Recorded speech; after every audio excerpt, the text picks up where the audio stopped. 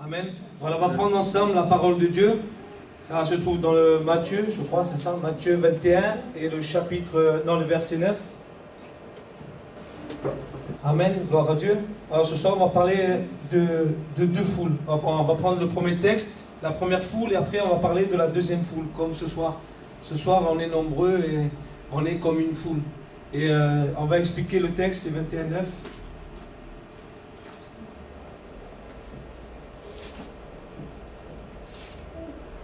Voici ce que dit la parole de Dieu dans le chapitre 21, verset 9.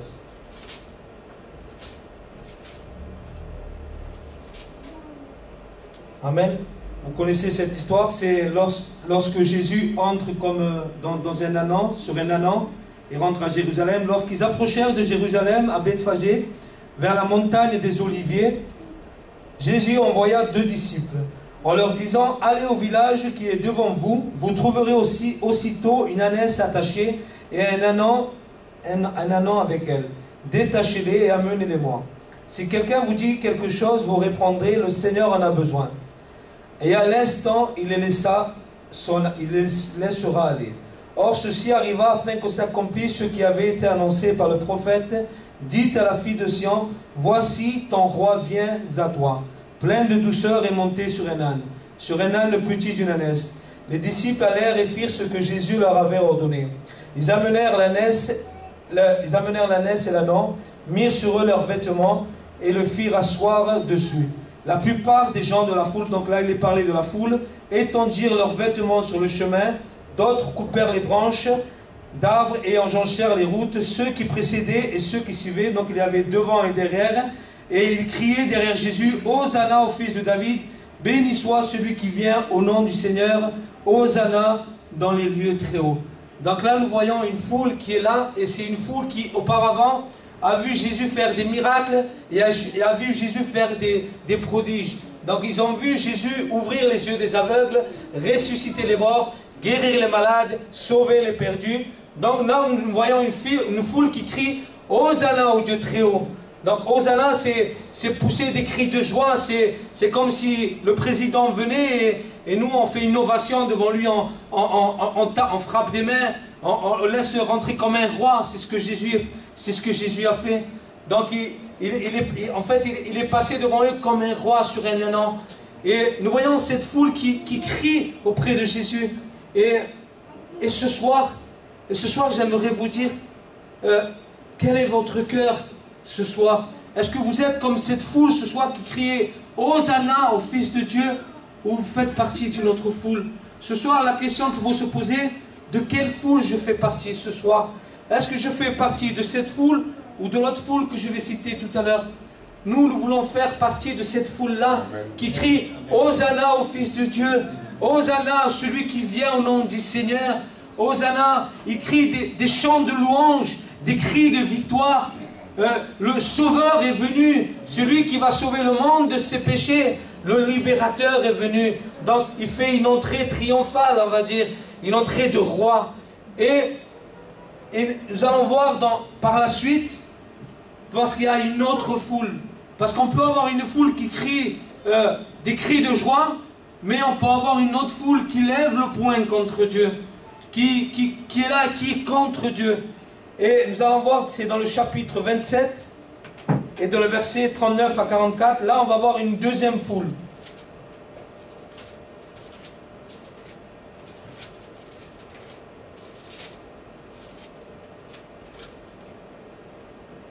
Donc vous connaissez aussi cette histoire, c'est dans le verset 15, il est dit, à chaque fête, le gouverneur avait coutume de relâcher un prisonnier, celui que demandait la foule. Encore une fois, une autre foule. Ils avaient alors un prisonnier fameux nommé Barabbas. Donc Barabbas était un criminel. C'était peut-être quelqu'un qui avait commis un meurtre. Comme ils étaient assemblés, Pilate leur dit, lequel voulez-vous que je vous relâche? Barabbas ou Jésus qu'on appelle le Christ? Donc là, entre deux personnes, il leur dit, est-ce que vous voulez que je vous relâche Jésus, donc qui était représenté comme le juste, comme le saint, ou Barabbas qui était un criminel? Et regardez la foule, que va crier la foule? Il est dit, car ils savaient que c'était par envie qu'ils avaient livré Jésus, pendant qu'il était assis sur le tribunal, Sa femme lui fit dire qu'il n'y ait rien entre toi et ce juste. Donc il appelle Jésus le juste.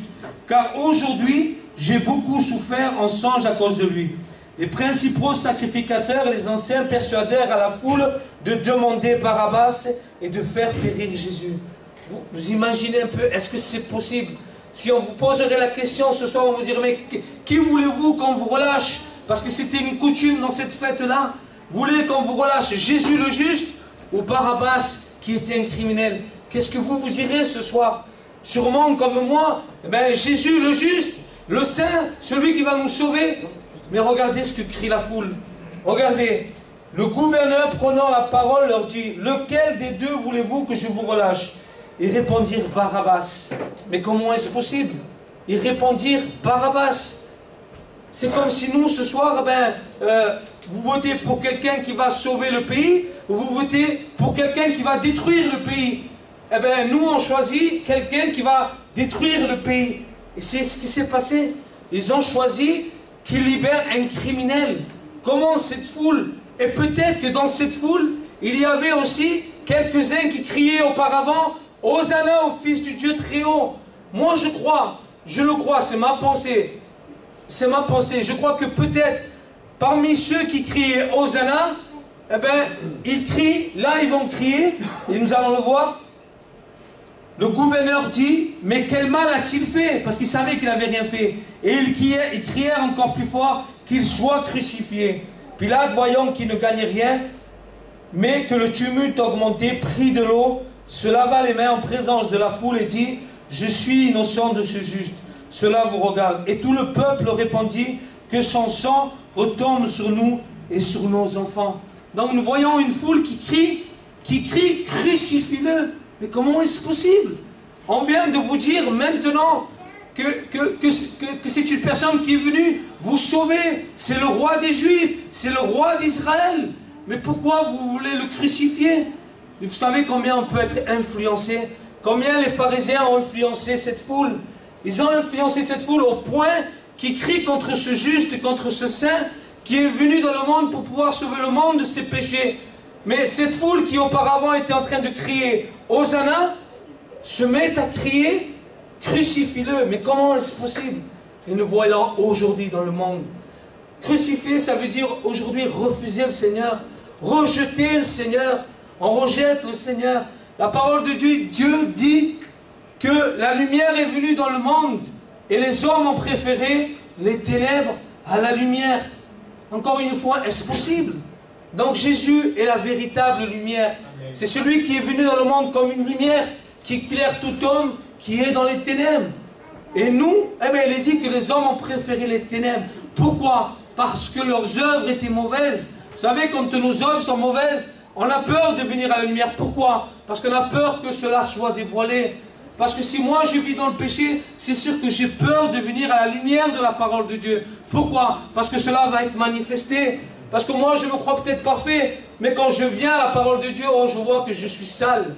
Je vois que je suis mauvais et que j'ai besoin d'être lavé. Et Jésus est celui qui nous a lavés par son sang précieux. On a besoin de cela, on a besoin de nous approcher de lui. Mais là nous voyons une foule qui dit crucifie-le. Il rejette, il refuse le Seigneur, il préfère les ténèbres. Et nous voyons dès le commencement, Dieu a séparé les ténèbres avec la lumière. Il a séparé la nuit avec le jour. Il a séparé le mal avec le bien. Et aujourd'hui, le peuple de Dieu, le peuple qui représente le peuple de Dieu, est-ce que nous faisons la différence dans ce monde? Tiens, nous passons par des moments de deuil, des moments difficiles. Comment on réagit? Est-ce qu'on réagit, nous, pareil que le monde? Mais nous avons une espérance. Notre frère l'a dit tout à l'heure. Nous avons une espérance, et même une grande espérance. Nous savons que la parole de Dieu dit, heureux et non malheureux, les morts en Christ. Ceux qui sont partis dans le Seigneur, nous devons être heureux pour eux. Parce qu'aujourd'hui, eux, ils sont là où nous devons, nous, atteindre le but. Parce que le but, eux, ils l'ont atteint. Nous ne l'avons pas encore atteint. Nous avons à nous soucier de notre état aujourd'hui. Parce que c'est là que nous voulons aller. Là où eux nous ont précédés. C'est là que nous devons persévérer. Et j'avais ce témoignage, un témoignage. Vraiment, moi, ça m'a touché. Je l'ai lu plusieurs fois. que Dieu me fait grâce vraiment de bien vous l'expliquer, ouvrir bien vos oreilles et surtout vos oreilles avec votre cœur. C'est un témoignage qui m'a vraiment bouleversé. Donc un jour, il y a un pasteur qui invite un ancien, une personne d'un certain âge, âgé. Donc cet ancien, il est sur l'estrade, il raconte une histoire, un témoignage. Il dit, un homme, un jour, part en promenade, va faire une promenade en mer avec son fils et l'ami de son fils. Et à un moment, ils sont en pleine mer, tout à coup, comme tout à coup dans nos vies, il y a une tempête, une grande tempête qui se lève. Donc, le bateau se met à chavirer, à se renverser. Et le père se met à tenir comment on appelle ça, une corde de sauvetage. Une corde de sauvetage. Donc, dans cette corde de sauvetage, il y a deux bouts. Donc, celui que lui tient d'une main, et de l'autre côté, il y a l'autre bout. Maintenant, lui, il a un choix à faire. Il a un choix à faire. Donc, ou bien de sacrifier son fils, et puis de sauver l'ami de son fils, c'est un choix terrible. C'est un choix terrible. Mais vous, comme moi, nous savons très bien, nous savons que vous, comme moi, on aurait choisi notre fils. C'est la première des choses, c'est la première réaction. Eh bien, moi, je vais jeter le bout de corde, le deuxième bout de corde de sauvetage pour pouvoir sauver mon fils. Mais vous savez que ce que ce père de famille a fait, bouleversé, il se met à crier, « Je t'aime, mon fils! Je t'aime, mon fils! » Et il jette l'autre bout de corde à l'ami de son fils. Mais pourquoi le père fait cela? Pourquoi il fait cela? Parce qu'il savait que son fils avait fait la paix avec le Seigneur. Il savait que son fils avait fait la paix avec le Seigneur. Donc, il lance le morceau de corde de sauvetage, il lance à l'ami de son fils. Et il savait que son fils, même s'il se perdait, parce qu'après il s'est perdu dans les vagues, et on ne l'a plus retrouvé, son fils rentrait dans l'éternité avec le Seigneur. Mais si il faisait le choix de sauver son fils et de sacrifier son ami, donc c'était son ami qui serait enfoncé, mais dans l'éternité, pour être perdu pour l'éternité. Il a fait le choix de sauver l'ami de son fils. Il a fait ce choix.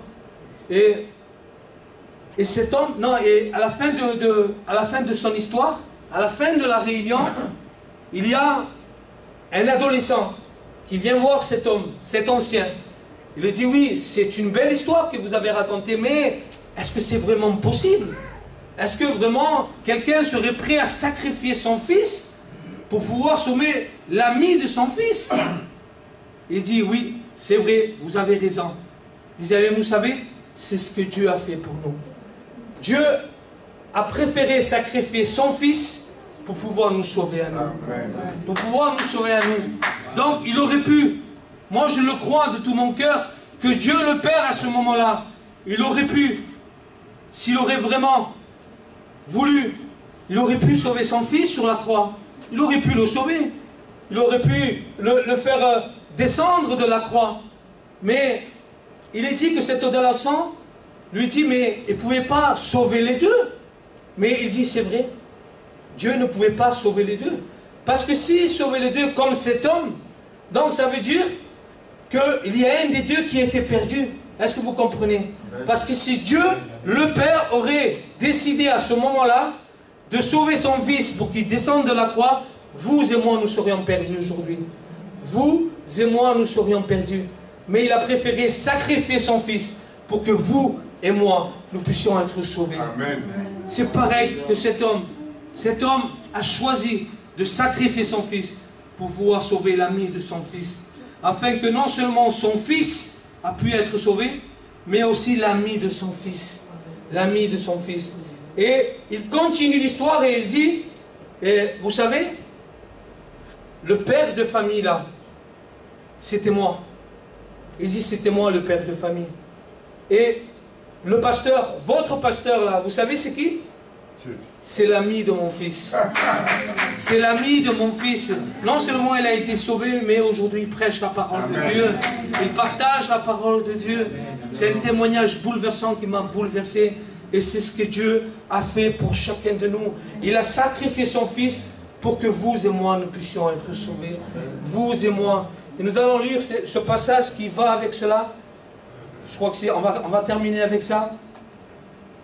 Je crois que c'est quoi le... Je crois que c'est 27, 39, 44. Là encore une fois, une foule, c'est ce que je disais. Les passants l'injuriaient et secouaient la tête en disant: toi qui détruis le temple et qui le rebâtis en 3 jours, sauve-toi toi-même si tu es le Fils de Dieu, descends de la croix. C'est ce que je vous disais. Les principaux sacrificateurs avec les scribes et les pharisiens se moquaient aussi de lui et disaient: il a sauvé les autres et il ne peut se sauver lui-même. Et c'est vrai, il ne pouvait pas sauver les deux. S'il est le roi d'Israël qui descend de la croix, et nous croirons en lui. Nous avons toujours des personnes comme ça. Vous savez, Jésus à un moment il dit: même s'il ressuscite les morts, même si je ressuscite les morts, ce n'est pas pour autant que les gens se donneront au Seigneur. Même si, pourtant il a opéré des miracles au milieu de la foule. Il y a des personnes qui ont donné leur cœur. Mais ce n'est pas tout le monde qui a donné leur cœur. Ce n'est pas tous. Donc aujourd'hui encore, nous voyons des personnes comme ça. Descends de la croix et nous croirons en toi. Seigneur, opère ce miracle et je croirai en toi. Vous savez, pour plusieurs, ils ont raconté leur témoignage. Moi, je n'ai pas vu quelque chose de spectaculaire, mais ce que j'ai senti en moi de spectaculaire, ça a été dans mon cœur. Ça a été là-dedans. Et je me suis converti, je me suis repenti. Et j'ai donné ma vie au Seigneur. J'ai donné mon cœur au Seigneur. Je n'ai pas vu un grand miracle, parce que des fois on s'attend à ce que des anges parlent, à ce que Dieu lui-même vienne nous parler. Non, moi j'ai rien vu de tout ça. Mais je sais qu'à l'intérieur de moi, il y a quelque chose qui est né et qui a grandi. Et qui a grandi, et qui continuera à grandir jusqu'au jour du Seigneur. C'est pour moi, c'est la plus importante. Le Père, il a choisi de sauver l'ami de son Fils. Parce qu'il avait compris. Et il avait compris ce qui était le plus important. L'éternité de son Fils, elle était assurée parce qu'il avait fait la paix avec le Seigneur. Mais par contre, l'ami de son Fils ne l'avait pas fait. Vous imaginez un peu, faire ce choix à ce moment-là. Moi, j'admire de tel homme. J'admire de tel homme. Mais moi, j'admire plus celui qui est mort sur la croix pour nous. C'est lui que nous admirons le plus. C'est lui vraiment que nous louons et que nous bénissons chaque jour. Nous avons fait, chacun de nous, nous avons fait des expériences qui nous ont menés au salut. Et ce soir, je vous invite vraiment à ouvrir vos cœurs ce soir. Vraiment, on va demander à un frère qui va venir prier. Mais je ne vous demanderai pas de vous lever ou de lever votre main. Je voudrais que ce soit une affaire entre vous et Dieu, entre le Seigneur et vous-même, dans vos cœurs. Priez dans vos cœurs. Je vais demander à un frère de venir prier pour chacun de vous. C'est vraiment aussi ce témoignage vraiment qui nous a fait comprendre que le plus important, c'est que si demain je dois partir, je puisse partir de bon côté. Je puisse partir avec le Seigneur pour l'éternité. Amen. Je puisse partir avec lui. Le Seigneur ne veut pas que tu attendes demain, parce que demain ça peut être trop tard. Peut-être ce soir c'est ma dernière prédication. Mais peut-être ce soir, ça peut être la dernière fois que tu écoutes l'évangile. Parce qu'on se convertit à la prédication de la croix. Il dit que la prédication de la croix, elle est une folie. Et pour celui qui se perd. Mais pour celui qui est sauvé, la parole dit qu'elle est une puissance. Et moi je crois que cette puissance, pour vous et moi, nous l'avons expérimentée. Et je souhaite et je prie Dieu ce soir pour que cela se passe dans vos cœurs ce soir. Amen. Voilà.